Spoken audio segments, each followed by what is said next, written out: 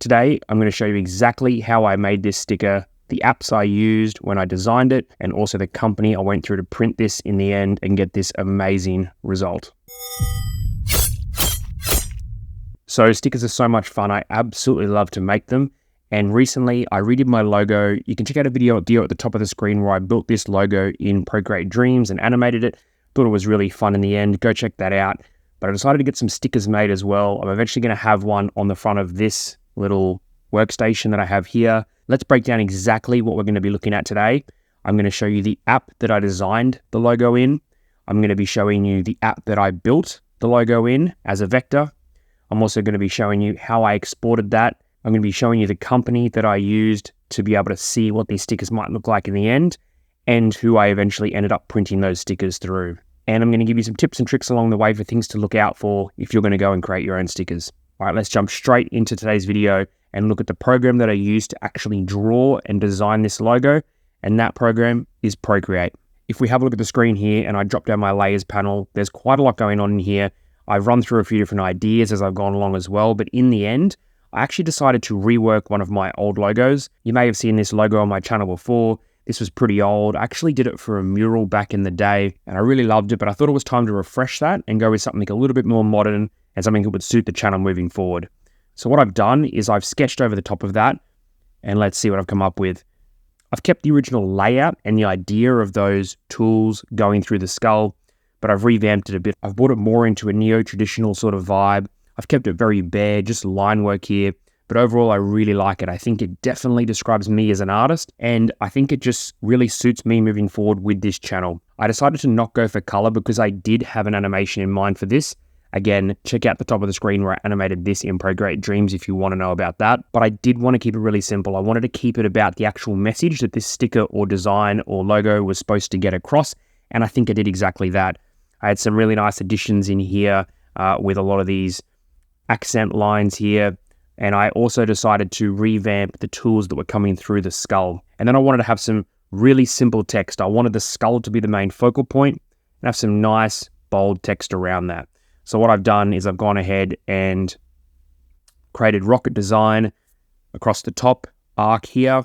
And then I've also had art design tutorials across the bottom, which has been the little catchphrase of my YouTube channel for the last couple of years. So as you can see, we've got a circular style design, which I think is going to lend itself really well to a sticker. But we've also got the skull and the tools here, which are going to be cutting in and out of the words as well, which I think is a nice little addition and adds a little bit more depth to the piece. So from here, I had my idea created in Procreate. It was time to export it. If we head up to the wrench icon on the top left, our Actions tab in Procreate, we're going to see we have a couple options across the top here, and one of those is Share. Under Share, I liked to create a PNG for this. It's going to be a little bit higher quality than JPEG. And for the program I'm bringing it into, I just tend to have better results with PNGs when I work that way. So I did export this as a PNG and I just saved it to my device here. Step 2 in making this sticker in Procreate was opening Amadine. Amadine's a fantastic program and it's really quite affordable. So I've imported this image as a PNG just straight from the device. On the very top left of Amadine, we have these 3 bars here. If we tap on those, we have an import option and we can import straight from photos, which I just found to be very efficient. And then, as I said, it was already as a PNG, so it's going to be that little bit higher quality and it's going to be a little bit easier to work with inside a vector app like Amadine. Once I had my image imported from Procreate, from there, it was a simple step of working through this image and creating it as a vector. This is not a tutorial about Amadine today, but the reason we are working in vectors and the reason I like to build my stickers in vector format is we aren't limited by size. So when I eventually do go upload this to the website for the sticker app that I'm going to be using to print these, I'm not going to have to worry too much about things like pixelation. This is why I like to create things as vector as often as possible when it does come to printing. I did all the lettering by hand, which was really quite simple.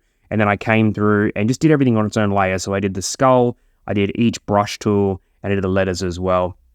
You can see up here in my layers, I've got the skull main, I've got a new layer for the detail, I've got the lettering on its own layer, the tool detail, the tools themselves, the outline, and that was basically it. So from there, all I had to do was hit the 3 bars on the top left of the screen, tap on Share, and then Export. And then I had a few options here. And what I like to do, I actually like to export it as TIFF because it's going to be even higher quality, and we want the highest quality when it does come to uploading this for eventual printing. So if we choose TIFF, we get a few options, but automatically it's going to be set to 400 ppi, pixels per inch. That's a really high amount. Anything above 300 is going to be fantastic for printing. And then depending on what type of sticker we have, we want to make sure we have transparent background turned on. All we have to do there is turn that on, and then we're going to share that. And then what's going to happen there if I press close on this is in all these layers here, I actually haven't created a background layer. There's nothing on the background here. So when I go to export that,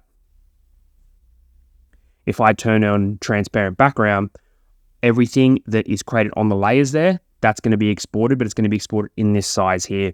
This is really important if you want to print on different color paper, or maybe the company you're printing through offers different paper types. This can be really, really important. So don't forget that, but also experiment with it as well. Once we do that, we can just hit share. We can just save it to the photo roll of our device, and then we're ready to go to look at the app we're going to print through. So step 3 is actually uploading to the website we're going to use to be able to print these stickers in the end. Now, I use this company on the screen here for a few very specific reasons, and you might want to think about them as well. First of all, this is an American company, so shipping can be a little longer than normal, but the most important thing is I've never seen high quality stickers, which is the main part of what we're doing here today.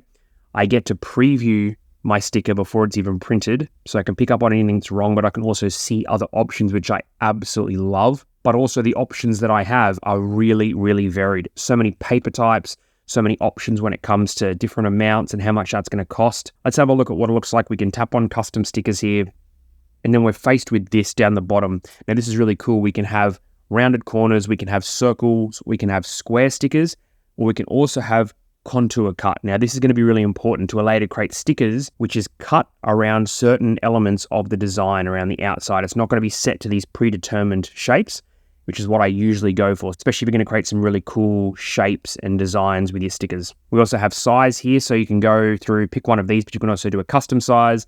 And then as you can see, they print up to some absolutely huge amounts of stickers. But one of the best parts that I love is these materials here. So if I lower this little drop down, you can see they have holographic, glow, glitter, transparent, mirror, prismatic, aluminium, epoxy 3D, heavy duty, craft paper, removable, wall, pixie dust, floor, white labels on sheets, and transparent labels on sheets. That's a lot of different options. And the reason I keep coming back to Sticker App is the next part.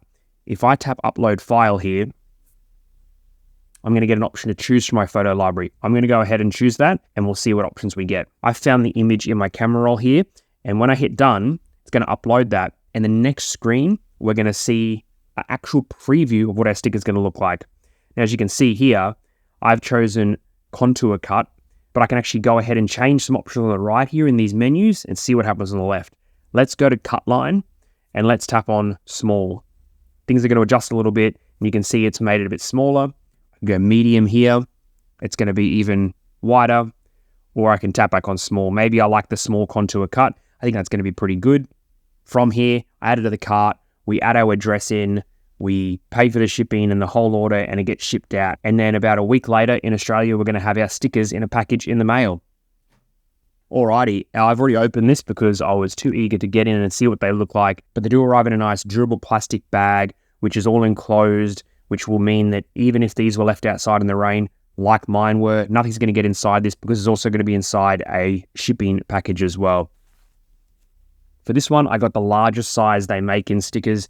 I got the, I think it was 8" by 8", something like that. And I only got 4 of them made because I don't need these to go everywhere, and they weren't the cheapest things in the world. But in the end,